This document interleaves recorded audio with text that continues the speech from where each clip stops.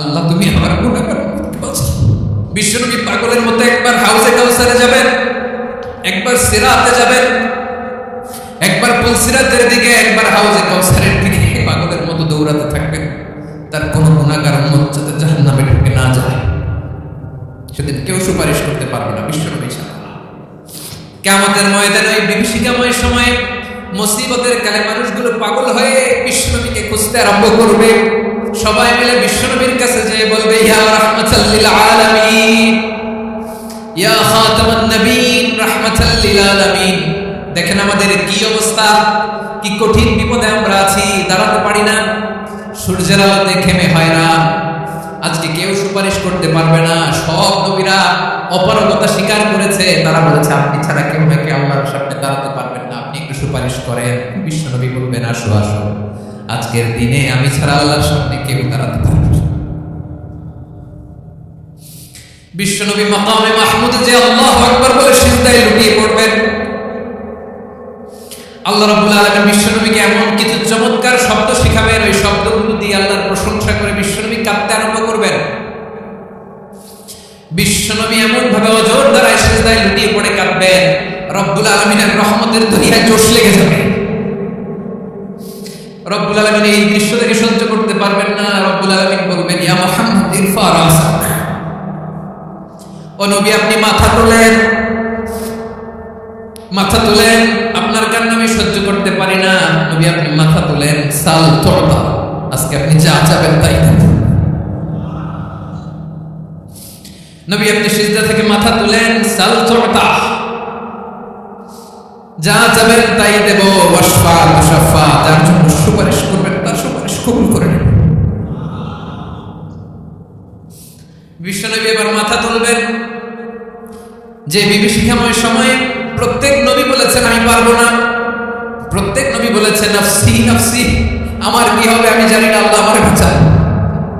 প্রতিটি নবী বলবে নাফসি নাফসি, আল্লাহ তুমি আমারে বাঁচাও, আমারে বাঁচাও। বিশ্বনবী মাথা তুলবেন, তুলে বলবেন রব্বি হাবলি উম্মতি, আল্লাহ তুমি আমার গুনাহগার উম্মতকে বাঁচাও। এই দুনিয়ার বুকে রব্বুল আলামিন সব নবীকে একটা করে দাওয়া মুস্তাজাবা দিয়েছেন, মানে যে দোয়া করলে কবুল হয়ে যায় সাথে সাথে। দাও বিহা, দুনিয়ার সব নবীরা ওই দোয়াটা দুনিয়ায় করে ফেলেছে। সব নবীকে আল্লাহ একটা করে দোয়া দিয়েছে, নবী দোয়া করলেই কবুল। সব নবীরা ওই দোয়া করে ফেলেছে দুনিয়াতে। বিশ্বনবী বলেন আমি করি নাই, ওয়া ইন্নী আখতাবি দাওয়াতি শাফাআতান লি উম্মতি ইয়াউমাল কিয়ামাহ, আমার ওই স্পেশাল দোয়াটা আমি দুনিয়ার বুকে কঠিন বিপদে পড়েও কোনোদিন করি নাই। আমি আমার স্পেশাল দোয়াটা কিয়ামতের দিন আমার গুনাহগার উম্মতকে সুপারিশের জন্য রেখে দিয়েছি। আল্লাহ বলবেন নবী ইরফা রাসাক, মাথা তোলেন, আর কাটবেন না। বিশ্বনবী মাথা তুলবেন, আল্লাহ বলবেন সাল তুতা, আপনি যা চাবেন তাই দেব। ওয়াশফা তুশাফা, সুপারিশ করেন, সুপারিশ কবুল করব।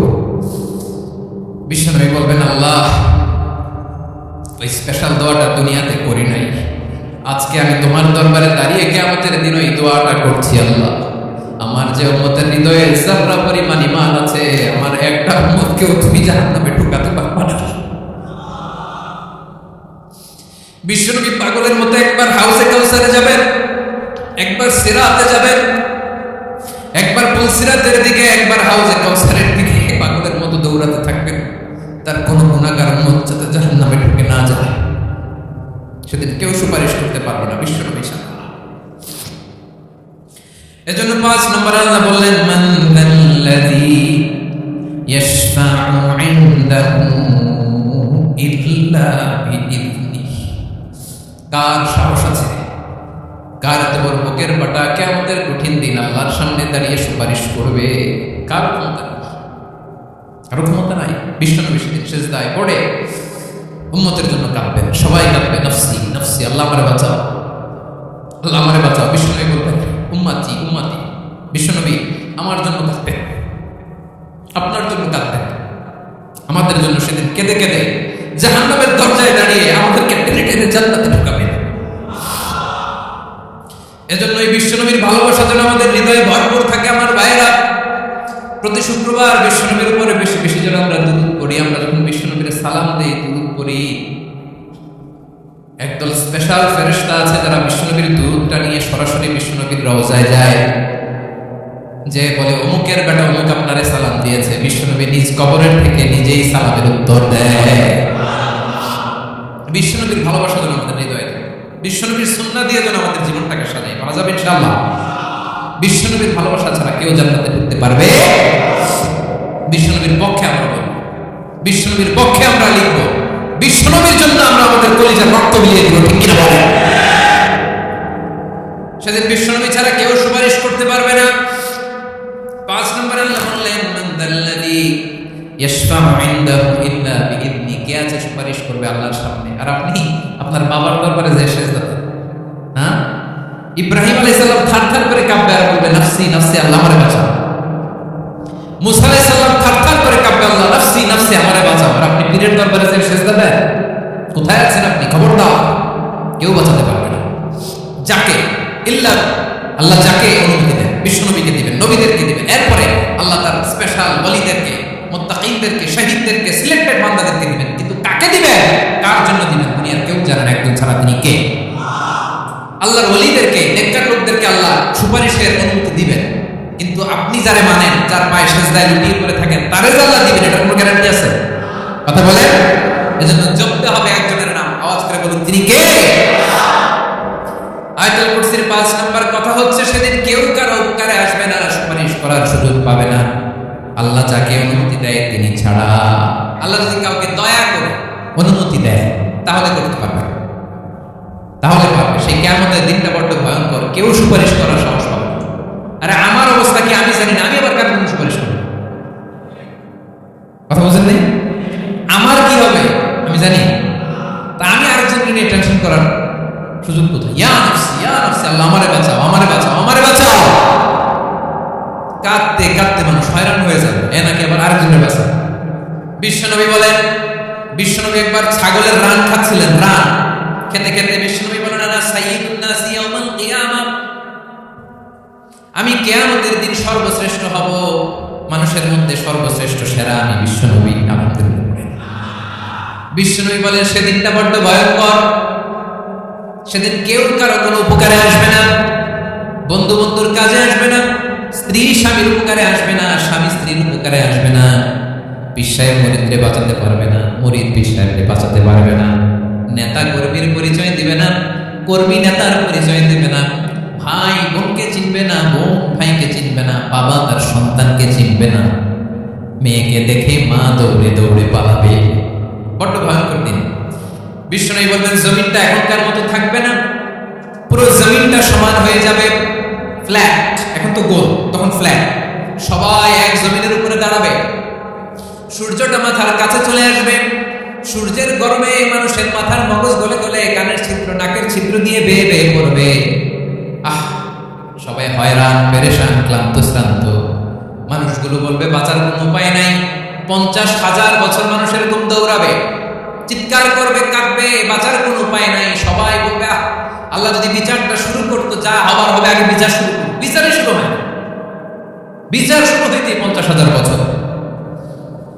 আল্লাহ, 50,000 বছর, 5,000, 15,000, 50,000 বছরের মানুষগুলো কাঁদতে কাঁদতে বলবে, চলো আমরা আদম আলাইহিস সালামের কাছে যাই, যেন আল্লাহ যে সুপারিশ করে, আল্লাহ আপনি বিচার শুরু করেন। কিয়ামতের ময়দানে সবাই মিলে সাইয়েদনা আদম আলাইহিস সালামের কাছে যেয়ে বলবে, ইয়া আবাল বাশার ইয়া আউয়ালাল আম্বিয়া, ও আদম নবী, আপনি দুনিয়ার বুকে প্রথম নবী, আল্লাহ নিজ হাতে আপনাদের 60 হাত লম্বা করে বানিয়েছেন, আপনার সম্মানে ফেরেশতাদেরকে সেজদা দিতে বলেছেন, দুনিয়ার প্রথম নবী, প্রথম মানুষ আপনি, আপনি আল্লাহর যে সুপারিশ করেন যেন আল্লাহ বিচার শুরু করে। আদম আলাইহিস সালাম বলবেন, আমি পারবো না, কারণ আল্লাহ আমাকে একটা নিষিদ্ধ গাছের কাছে যেতে নিষেধ করেছিল, আমি ভুল করে গাছের ফল খেয়েছি।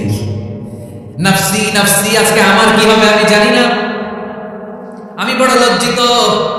আমারে যদি আল্লাহ জিজ্ঞেস করে কেন খাইছিলাম, আমার কোনো উত্তর নাই, তোমারে বাঁচাবো কেমনে? নবীরা থারথার করে কাঁপবে সেদিন। আদম আলাইহিস সালাম বলবেন, আমি পারবো না, মাফ করো আমাকে, আমি পারবো না, ওই যে ভুল করে গন্ধম খেয়ে ফেলেছি, নিষিদ্ধ গাছের ফল খেয়ে ফেলেছি, আমি বড় লজ্জিত, অনুতপ্ত, আমি পারবো না। আজকে আল্লাহ এত রাগান্বিত হয়েছে, আগে কখনো আল্লাহ এত রাগান্বিত হয় নাই, ভবিষ্যতে আল্লাহ রাসূলরা কখনো এত রাগান্বিত হবে না, আমি পারবো না। এক কাজ করো, তোমরা নূহ আলাইহিস সালামের কাছে যাও। কোন নবী? লোকেরা এবার পাগলের মতো দৌড়াতে দৌড়াতে আল্লাহর নবী নূহ আলাইহিস সালামের কাছে যেয়ে বলবে, ইয়া নবী আল্লাহ নূহ, আনতা আউয়ালুর রাসূলি ফিল আরদ, আপনি জমিনে প্রথম রাসূল। আদম আলাইহিস সালাম নবী ছিলেন, রাসূল ছিলেন না। এই দুনিয়ার বুকে প্রথম রাসূল ছিলেন আল্লাহর নবী নূহ আলাইহিস সালাম। সবাই বলবে, ও নবী আল্লাহ নূহ, রাসূল আল্লাহ নূহ, আল্লাহ আপনাকে আবদান শাকুরা, শুকরগুজার বান্দা বলে কোরআনে বলেছে। কোরআনে নূহ আলাইহিস সালামের নামেও সূরা আছে নাই? আপনি আল্লাহর প্রিয় বান্দা, প্রিয় রাসূল। দেখেন আমাদের কি দশা, ঘামতে ঘামতে শেষ। জমিনটা তামার জমিন, সূর্যটা মাথার কাছে, কি করবো আর পারি না। ঘামতে ঘামতে আর কত ঘামবো, কত দাঁড়িয়ে থাকবো। আল্লাহরে যে বলেন বিচার যেন শুরু করে। নূহ আলাইহিস সালাম বলবেন, আমিও পারবো না, আমিও পারবো না। আমি আমার ছেলের জন্য কথা বলে ভুল করে ফেলছি। যখন মহাপ্লাবন হবে আমি বললাম, আল্লাহ আমার কলিজার টুকরা সন্তান রে বাঁচান। আল্লাহ বললেন, ও নূহ, সে তোমার সন্তান না, কারণ সে ঈমান আনে নাই, সে পাহাড়ের উপর দাঁড়িয়েছে, দেখি কেমনে সে বাঁচে। ওই যে আমি একটা না বুঝে আবদার করেছি, আল্লাহ আমার উপর রেগে গিয়েছিলেন। আজকে আল্লাহ ওই ব্যাপারে যদি আমার প্রশ্ন করে, আমার কোনো জবাব নাই, আমি পারবো না, মাফ করো। তোমরা সবাই মিলে আল্লাহ খালিল ইব্রাহিম আলাইহিস সালামের কাছে যাও। লোকগুলো পাগলের মতো খুঁজতে আরম্ভ করবে, অযুত লক্ষ নিযুত কোটি মানুষের ভিড়ে আল্লাহর খালিল ইব্রাহিমকে যে বলবে, ইয়া খালিলুল্লাহ, ও আল্লাহর খালিল, আল্লাহ আপনাকে বড্ড ভালোবেসেছেন, আপনি কাবা বানিয়েছেন, আল্লাহ আপনাকে বড্ড পছন্দ করেন। দেখেন আমাদের কি অবস্থা। আপনি যে আল্লাহর কাছে সুপারিশ করেন যেন আল্লাহ আজকে বিচার শুরু করে। আল্লাহ নবী ইব্রাহিম বলবেন, আমিও পারবো না। আমি আমার জীবদ্দশায় 3টা মিথ্যা বলেছি। কয়টা? আসলে মিথ্যা না, একটু টুইস্ট করে, কৌশল করে কথা বলেছি, ওইটাকে হাদিসে মিথ্যা বলা হয়েছে। আমি জীবনে 3টা মিথ্যা বলেছি, জীবন বাঁচানোর তাগিদে কৌশল করে 3টা কথা বলেছি। আজকের এই কঠিন ময়দানে আল্লাহ যদি ওই 3টা কথার ব্যাপারে জিজ্ঞেস করে, লজ্জায় আমি মাথা দেখাতে পারবো না, আমিও পারবো না, আমিও পারবো না। আজকে আল্লাহ এত রেগে আছে, আগে কখনো এত রাগে নাই, পরেও রাখবে না। তোমরা সবাই মিলে বনি ইসরাইলের নবী মুসা আলাইহিস সালামের কাছে যাও। সবাই এবার যাবে মুসা আলাইহিস সালামের কাছে, যেয়ে বলবে, ইয়া নবী আল্লাহ মুসা, আপনি ছিলেন কালিমুল্লাহ, আল্লাহর সাথে সরাসরি কথা বলতেন। রব্বুল আলামিন আপনাকে তাওরাত কিতাব দিয়েছেন, আপনি যে একটু সুপারিশ করেন। আল্লাহর নবী মুসা বলবেন, মাফ করো, আমিও পারবো না। আমি দুনিয়ার বুকে ভুল করে একটা মানুষকে মেরে ফেলেছি। আমি মারছিলাম আদব শিক্ষা দেওয়ার জন্য, এক থাপ্পড়ে মরেই যাবে, আমি জানতাম না। আজকে আল্লাহ যদি জিজ্ঞেস করে কেন মারলাম, জবাব আছে? ওই লজ্জায় আমি অনুতপ্ত, আমি পারবো না, আমার এই কথা বলো না। আজকে আল্লাহ বড্ড রেগে আছে, আমি পারবো না। তোমরা আল্লাহর নবী ঈসা আলাইহিস সালামের কাছে যাও। কিয়ামতের ময়দানে মানুষগুলো পাগল পাড়া হয়ে আল্লাহর নবী ঈসা আলাইহিস সালামের কাছে যাবে, যে বলবে, নবী ঈসা আপনি রূহুল্লাহ, বাবা ছাড়া আল্লাহ আপনাকে বানিয়েছেন, ইনজিল কিতাব দিয়েছেন, মৃত মানুষকে আপনি জীবিত করতে পারতেন। আজকের এই কঠিন বিপদের দিনে আপনি আমাদের সাহায্য করেন। আল্লাহর কাছে যে বলেন যেন বিচার শুরু করে। ঈসা আলাইহিস সালাম বলবেন, আমিও পারবো না। ইন্নী উবিদতু মিন দুনিল্লাহ, আমার উম্মত খ্রিস্টানেরা আল্লাহর বাদ দিয়ে আমি ঈসার ইবাদত করেছে। আমার মা ম্যারি আর আমাকে ডাকতো জিসাস ক্রাইস্ট, আমার ইবাদত করেছে, যদিও আমি আমার ইবাদত করতে বলি না। ঈসা আলাইহিস সালাম ইবাদত করতে বলেছেন একজনের, তিনি কে? আল্লাহর নবী ঈসা আলাইহিস সালাম বলবেন, আমিও পারবো না। আজকে আল্লাহ অনেক রেগে আছে, আমি পারবো না। তবে একটা পরামর্শ দিতে পারি, একটা সাজেশন দিতে পারি। আজকের দিনে কঠিন মুসিবতের কালে, এই কঠিন সময়ে কেউ আল্লাহর দরবারে দাঁড়িয়ে একটা টু শব্দ করার ক্ষমতা কারো নাই, একমাত্র আখিরি জামানার পয়গম্বর বিশ্বনবী মুহাম্মদুর রাসূলুল্লাহ ছাড়া। মানুষগুলো এবার আগুনের মধ্যে পানি দিলে যেমনি আগুন নিভে যায়, দাউ দাউ করা হৃদয়ে জ্বলন্ত আগুন তাদের ঠান্ডা হবে। কিয়ামতের ময়দানে ওই বিভীষিকাময় সময়ে মুসিবতের কালে মানুষগুলো পাগল হয়ে বিশ্বনবীকে খুঁজতে আরম্ভ করবে। সবাই মিলে বিশ্বনবীর কাছে যেয়ে বলবে, ইয়া রাহমাতাল লিল আলামিন, ইয়া খাতামান নবীন, রাহমাতাল লিল আলামিন। দেখেন আমাদের কি অবস্থা, কি কঠিন বিপদে আমরা আছি, দাঁড়াতে পারি না, সূর্যের আলোতে ঘেমে হয়রান। আজকে কেউ সুপারিশ করতে পারবে না। সব নবীরা অপারগতা স্বীকার করেছে, তারা বলেছে আপনি ছাড়া কেউ নাকি আল্লাহর সামনে দাঁড়াতে পারবেন না, আপনি একটু সুপারিশ করেন। বিশ্বনবী বলবেন, আসো আসো, আজকের দিনে আমি ছাড়া আল্লাহর সামনে কেউ দাঁড়াতে পারবে না। বিশ্বনবী বলবেন, আল্লাহ ওই স্পেশাল দোয়াটা দুনিয়াতে করি নাই, আজকে আমি তোমার দরবারে দাঁড়িয়ে কিয়ামতের দিন ওই দোয়াটা করছি। আল্লাহ আমার যে উম্মতের হৃদয়ে যারা পরিমাণ ঈমান আছে, আমার একটা উম্মতকেও তুমি জাহান্নামে ঢোকাতে পারবা না। বিশ্বনবী পাগলের মতো একবার হাউজে কাউসারে যাবেন, একবার সিরাতে যাবেন, একবার পুলসিরাতের দিকে, একবার হাউজে কাউসারের দিকে পাগলের মতো দৌড়াতে থাকবেন। তার কোনো গুনাহগার উম্মত যাতে জাহান্নামে ঢুকে না যায়, সেদিন কেউ সুপারিশ করতে পারবে না বিশ্বনবী ছাড়া।